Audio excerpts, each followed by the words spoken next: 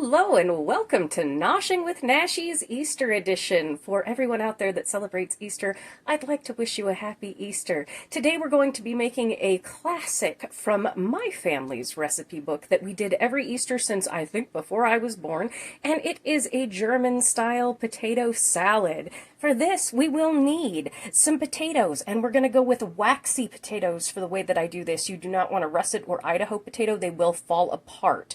We want a Yukon Gold, or we want some red potatoes.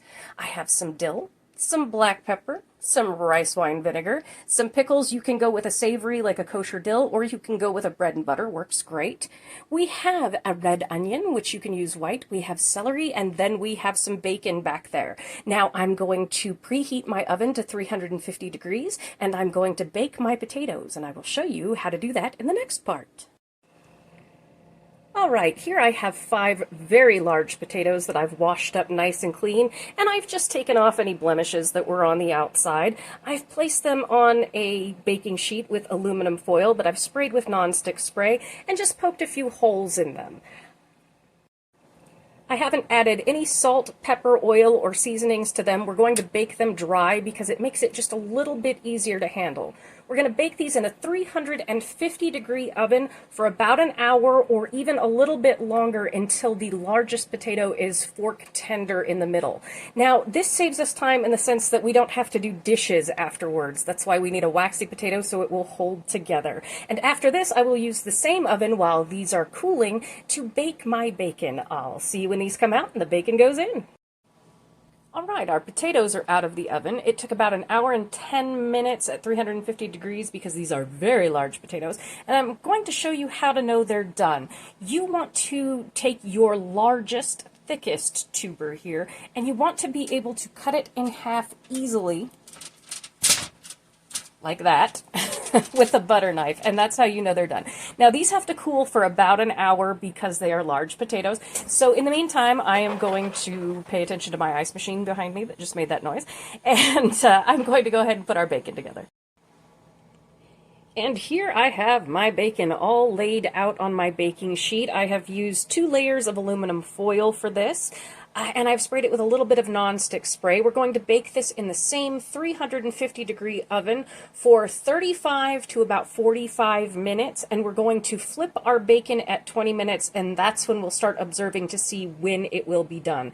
The reason why I do double layer is I don't want any of that fat to be seeping through because we're going to reserve 2 tablespoons of the bacon fat for our potato salad. So I'm going to go ahead and put this in the oven, and I will see you in just a bit. All right, our bacon is fresh out of the oven, took about 35 minutes. Now, this was a full pack that I baked. I'm going to freeze half of it so I can have it for putting in pasta on tops of salads, on top of baked potatoes, whatever I choose it for, but we're just going to chop up the other half to put in there. It makes about 3/4 to a cup of bacon. It's a lot of bacon for our potato salad. And I wanted to show you, too, the reason why I like baking the potatoes is if you don't like to peel potatoes, you can see how the skins kind of bunch up once they've cooled. All you have to do is pull that off with your hands. Makes it so much easier. And again, if you want a vegan or vegetarian option for your potato salad, you can easily use any vegetarian or vegan substitute that has a bacon-like flavor. All right, let's get to the veg. In the spirit of trying something new, I'm going to attempt a transition here. If it doesn't work out, the ingredients will still be fine and usable, so it doesn't really matter. Bear with me, I like to try new things. But what we have for the veg is 4 stalks of celery that I have deveined. You just crack the top, pull, crack the bottom back, pull, takes the veins of the celery out. I have 1 small red onion. I have what will be about a half a cup of dill pickles, and I have what will be about a cup of bacon. All right, let's get started with our celery. Bam, onion. Bam, pickles. Bam, bacon. Wa-cha-cha! And there we go, we have all of our ingredients. So let's get to assembling. All right, here you see in my nice big bowl, I have diced up my potatoes. Now, if you want to take the skins off, just do it when they're still whole. They peel right off of the baked potatoes, which is another reason I like doing the baked potato rather than boiling. Plus, a whole lot less dishes to do between frying the bacon and boiling the potatoes and draining the potatoes. You don't have to deal with any of that at all. It takes a little bit more time, but it's time you're sitting on your butt listening for a timer. So I have 2 tablespoons of my bacon grease that has been reserved, and I'm going to pour that over my potatoes and give it a stir.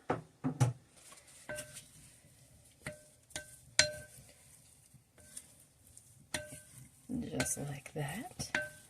Now we're going to go in with our veg and our bacon.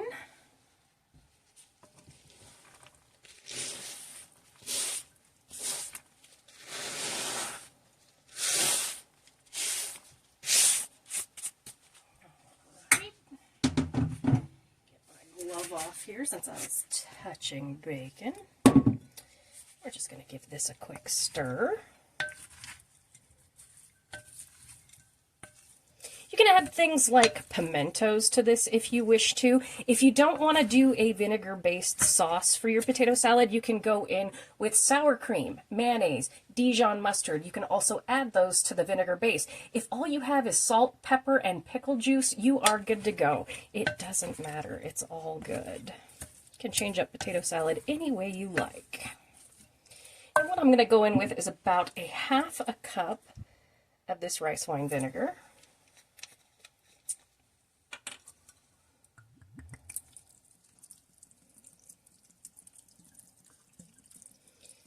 And I like doing this the night ahead so that our salad can really absorb the flavors that are in here of the vinegar.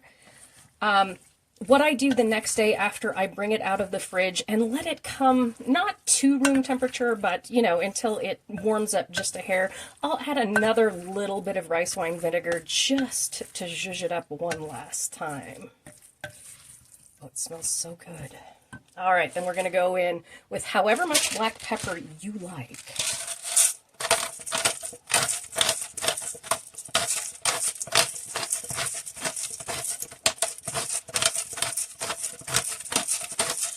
And you can add more tomorrow, too, after you taste test it. And even though I use dill pickles, I'm going to put just a little tiny bit of dill in there. Oh, and garlic goes wonderfully in this as well. Naturally, put anything you want in it. Eggs. Eggs are always great for Easter. And just as a side thing, I'm going to put this into my potato salad today, which I don't normally. I just thought it would be good. This is the Green Goddess seasoning. Makes great dressings. It's from Sam's Club. And if you wanted to go with an Italian, they've got this Italian herb seasoning blend that they just got in, which is really fantastic. Gonna give a shake of that. It's got a little bit of everything in there.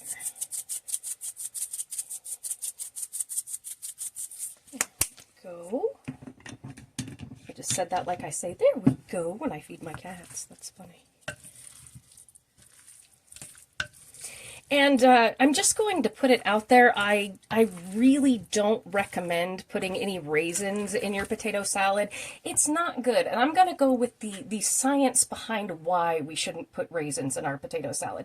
Now, grapes can be good in things like the Waldorf salad, or perhaps maybe in some chicken salad for like a chicken salad sandwich. You could arguably get away with it in potato salad as long as they were whole grapes, because they're nice and sweet. Now, it would be a little weird, but it's kind of a little bit like doing a bread and butter pickle. Let's just put it that way. However, when you take a grape and you turn it into a raisin, it concentrates, and those tannins, which are very, very bitter, will concentrate and make your salad extremely bitter. So please do not put any raisins in your potato salad. It's weird, okay? All right, and as you can see here, baking the potatoes keeps the pieces together, but you also get a little bit that comes off, and it kind of gives a bit of creaminess to it, which I think is just perfect. So let me do a taste test, and I will do another one tomorrow morning to make sure it's perfect, but I want to give it a little. Oh, perfect. Vinegar soaked right in because the potatoes were still just the tiniest bit warm. Sorry about the chewing noises. So there we have it. We have Nashie's Easter potato salad, which can be served anytime during the year. It's fantastic. Like I said, make it creamy, make it vinegary. It's all good, whatever you like. So I want to wish everyone here an extremely happy Easter if you celebrate, just a wonderful Sunday if you don't. I hope the weather's good where you are. It's rainy here. And thank you so much for joining me for this special edition of Noshing with the Nashies. If you've enjoyed, please like, comment, share, and subscribe, and I'll see you in the next one. Bye!